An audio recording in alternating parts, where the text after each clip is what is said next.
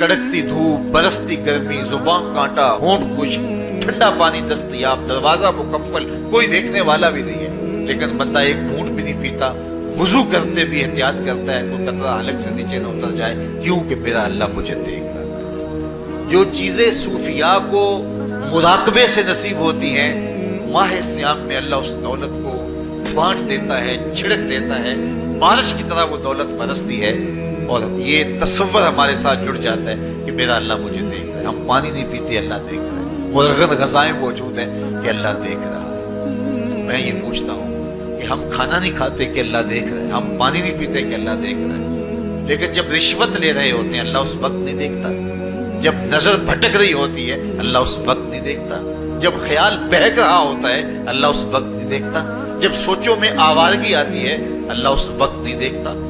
تو یہ صرف وہ کھانے اور پینے کو ہی دیکھ رہا ہے، باقی امور زندگی کو نہیں دیکھ رہا، اور وہ کیا صرف رمضان میں دیکھتا ہے، غیر رمضان میں نہیں دیکھتا۔ تو یہ جو نور اترا تھا ماہ سیام میں، اس کو اپنے اندر اگر جذب کر لیا جائے تو زندگی سنور جاتی ہے۔ جو مراقبوں سے حاصل ہوتا تھا ماہ سیام میں، وہ می کی طرح برسا، اور ہم اس کے اپنے اندر سمو لیں، جذب کر لیں، تو نتیجہ یہ ہوگا کہ ہماری زندگی نور نہ لادور ہو جائے گی۔ اور یہ تصور جب انسان کی زندگی میں جم جائے تو یہ گناہوں سے روکنے کا مؤثر ذریعہ ہے کہ میرا اللہ مجھے دیکھ رہا ہے۔ مجھے بتائیے اس سے بڑا ہیجان انگیز بھی کوئی منظر ہو سکتا ہے کہ حسن کی پتلی ہے، اور جو ہے وہ اس کی ایک ایک ادا اور اشوے سے قیامتیں پھوٹتی ہیں، اور وہ خود جناب یوسف کے سامنے اپنے حسن کو پیش کر رہی ہے، ساتوں دروازے بھی مکفل ہیں، بت کے اوپر بھی کپڑا ڈال لیا، اور زلیخا حضرت یوسف کو خود کہہ رہی ہے تالک یوسف اب تو آ جاؤ نا، ذرا آنکھ اٹھا کے میرے جلوے دیکھو۔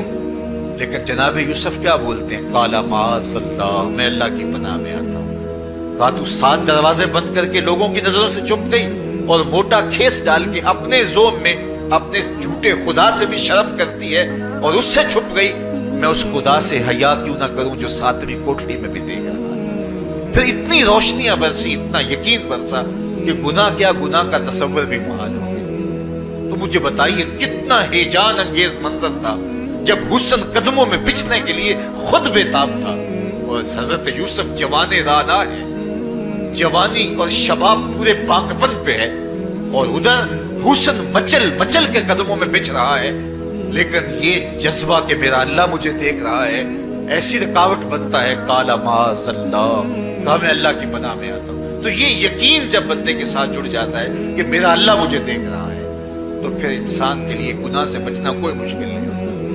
گھر میں فاقے ہوں، مشکل میں بندہ پھنسا ہو اور اس کو رشوت مل رہی ہو، تو پھر اپنا ہاتھ روکنا بڑا مشکل ہوتا ہے، بلکتے بچوں کا خیال آتا ہے۔ لیکن جب یہ خیال ہو کہ میرا رب میرا رازق ہے اور میرے اس عمل کو دیکھ رہا ہے، تو پھر بندہ اس کو پرے کا کی حیثیت بھی نہیں دیتا، اور جب وہ پاؤں کی ٹھوکر پہ بھی نہ رکھے تو پھر اللہ فرماتا ہے وَيَرْزُقُهُ مِنْ حَيْثُ لَا يَحْتَسِبُ، تو یہ کر کے دیکھ میں تجھے وہاں سے رزق دوں گا جہاں سے تجھے گمان بھی نہیں ہوگا۔ تو اپنے یقین کو کھڑا کر کے دیکھ، میرے اوپر اعتماد کر کے دیکھ۔ میرے حضور نے فرمایا اللہ پر توکل کرنے کا جو حق ہے اگر تم ادا کرو، وہ تمہیں ایسے رزق دے جیسے پرندوں کو عطا کرتا ہے۔ صبح گھر سے نکلتے ہیں خالی پیٹ ہوتے ہیں، ہمیں تو پتہ ہے دفتر میں جانا ہے، ہمیں تو پتہ ہے دکان پہ جانا ہے، ہمیں تو پتہ ہے فیکٹری میں جانا ہے، ہمیں تو پتہ ہے کہ ہم نے فلاں جگہ جا کے دہاڑی لگانی، لیکن ان کا کوئی کاروبار نہیں ہوتا، کوئی فیکٹری نہیں ہوتی۔ جدھر جی آیا صبح جو ہے وہ اڑان بھر دی، بند توکل پنچھی اڑتے، خرچ نہ پلے زیرہ ہو، نہ کوئی راز ہے نہ کوئی کاروبار ہے۔ لیکن کبھی ایسا ہوگا کہ شام کو خالی پیٹ آئے ہو، تو کہا اگر تم اللہ پہ توکل کر لو وہ بھی تمہیں ایسے رزق دے جیسے پرندوں کو رزق عطا کرتا ہے۔ پرندوں میں سے ایک پرندہ ہے ہنس، یہ سچے موتی کھاتا ہے، اور آپ پنساری کے پاس موتی لینے جائیں تو ہزاروں روپے تولے کے ماشے کے حساب سے آپ لیں، تو پھر بھی آپ سوچتے ہیں کہ بتا دیں یہ خالص دی ہے یا نہیں دی ہے۔ وہ اتنے نایاب اور کامیاب ہیں کہ آپ ماشوں اور تولوں میں خریدتے ہیں اور پھر بھی آپ کو شک رہتا ہے کہ یہ خالص ہیں یا کہ نہیں۔ اور ہنس کھاتا ہی وہ ہے، اور دنیا پر ایک نہیں لاکھوں کروڑوں ہنس ہیں، اور روزانہ صبح و شام کھاتے ہیں اور پیٹ بھر کے کھاتے ہیں، اور اللہ انہیں روز عطا بھی کرتا ہے۔ تو یہ मालिक वो है राज़िक है। जब उस पे तवक्कुल और उस पे यकीन पैदा हो जाता है तो फिर मुश्किल नहीं रहता, फिर आसानी पैदा हो जाती है। तो रोज़ों में अल्लाह ताला ये यकीन देता है कि वो मुझे देख रहा है। बंदा ये तयक्कुन पैदा कर देता है कि मेरा अल्लाह मुझे देख रहा है। बाज़ का छोटे बच्चे रोज़ा रख लेते हैं तो माएँ बेचैन हो जाती हैं। जब दोपहर के वक्त फूल जैसे बच्चे कमला जाते हैं तो माएँ उन्हें बंद कमरे में कोई खाना या कोई टॉफ़ी या कोई और चीज़ या चॉकलेट देती है कि बेटे ये खा लो। तो वो बच्चे नहीं खा रहे होते तो माएँ कहती हैं पुत्र खा लो, कोई नहीं देख रहा। तो वो बच्चे भी कहते हैं अल्लाह देख रहा है। तो वो जो सूफिया को मुराकबों से मिलता है वो एक बच्चे को भी नसीब हो रहा है कि मेरा अल्लाह मुझे देगा। यहाँ एक और भी तसल्ली है, हम हजार गुनाहगार सही, हम हजार स्याहकार सही, लेकिन हमारा रब पे कितना यकीन है। रमजान में पता चलता है कि उस जात पे हमारा कितना तयक्कुन है, कितना यकीन है, जिसको देखा नहीं, छुआ नहीं, बात नहीं हुई, जो तसव्वुर ख्याल की हुदूद से बना है। इतना यकीन है कि हम पानी नहीं लेते, खाना नहीं लेते कि मेरा अल्लाह मुझे देख रहा है। काश के इसको हम अपनी पूरी जिंदगी में फैला लें और इसको जिंदगी में जब हम तारी कर लेंगे तो फिर गुनाह करना महाल और नामुमकिन हो जाएगा और जिंदगी नूर अला नूर हो जाएगी। और यही तकवे का उसूल है। फरमाया ऐ ईमान वालो, तुम्हारे ऊपर रोजे फर्ज कर दिए गए जिस तरह तुमसे पहलों पे फर्ज किए गए थे, लअल्लकुम तत्तकून, ताकि तुम मुत्तकी बन जाओ, ताकि तुम परहेजगार बन जाओ। हजरत सलमान फारसी रज़ी अल्लाह ताला अन्हु से मरवी है कि जब शाबान की 29 तारीख होती तो अल्लाह के महबूब में खुतबा इरशाद फरमाते, उसमें रमज़ानुल मुबारक के फ़ज़ाइल बयान करते और कहते हैं तुम्हारे पास एक शहर अजीम, इज्जत और अजमत वाला महीना आ रहा है जिसका हर दिन बाकी साल के दिनों से अफजल है, जिसकी हर रात बाकी साल की रातों से अफजल है, और उसमें एक रात ऐसी है लैलतुल क़द्र जो 1000 महीने से बेहतर। तो ये अल्लाह ताला की रहमतों का रूप है। रहमतों के दरवाजे खोल दिए जाते हैं और रोज़ादार का रोज़ा बिलखुसूस असर के वक्त, शाम के वक्त, पिछले पहर, रोज़ादार के खाली मिदे से जो एक बू उठती है, महक उठती है, अल्लाह को कस्तूरी से भी ज्यादा महबूब होती है। अल्लाह अकबर। और फरमाया लिस्साइम फरहतान, फरहतुन इंदा फित्रही व फरहतुन इंदा लिकाए रब्बे। रोज़ादार के लिए दो खुशियां हैं। एक खुशी उसे तब मिलती है जब वो रोज़ा खोलता है, सारे दिन की भूख और प्यास काट के, जब शाम को ठंडा और मीठा मशरूब उसे मिलता है और वो मशरूब अपने जो है वो मुंह में डालता है, वो मैदे की तरफ उतरता है, तो उसकी जुबान बोले ना बोले उसका एक एक अंग अल्लाह की तस्बीह बोल रहा होता है और अल्लाह का शुक्र अदा कर रहा होता है। उस वक्त उसे एक अजीब फरहत होती है कि इतना तवील लंबा रोजा था, शुक्र है कि मेरा रोजा तकमील को पहुंचा। एक रूहानी मुसर्रत, फिर रोजा खुलने के वक्त उसको बदनी मुसर्रत। तो एक फरमाया उसको फरहत तब मिलती है जब वो रोजा खोलता है, वह फरहतुन इंदा लिकाए रब्बे, और दूसरी फरहत उसे तब मिलेगी जब रोजे के सिले में अल्लाह अपने रुख से पर्दा हटा देगा और अल्लाह अपना दीदार अता फरमाएगा। तो ये रोजेदार के लिए खुशियां हैं।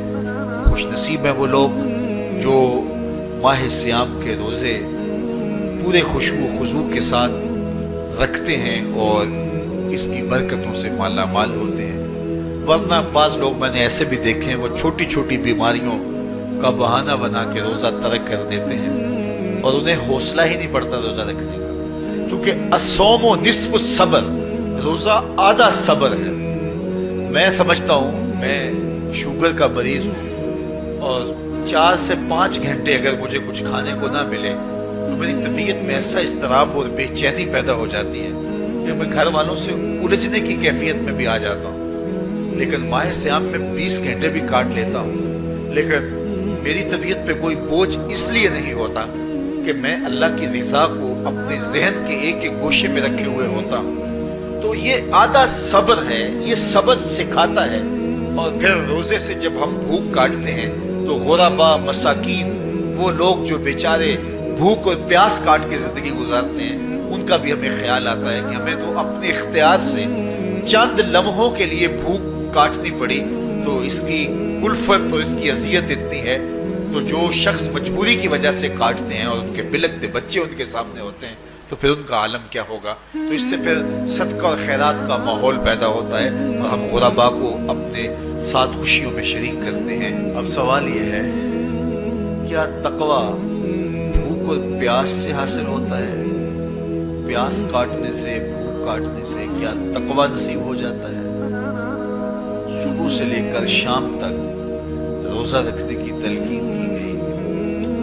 یہاں ناروے میں اور مختلف ممالک کے اندر 20-20 گھنٹے کا روزہ ہے، اور ہمارے بھی یہاں 16-17 گھنٹے مسلسل شدت کی گرمی میں بھوک اور پیاس کاٹنا ہوتی ہے.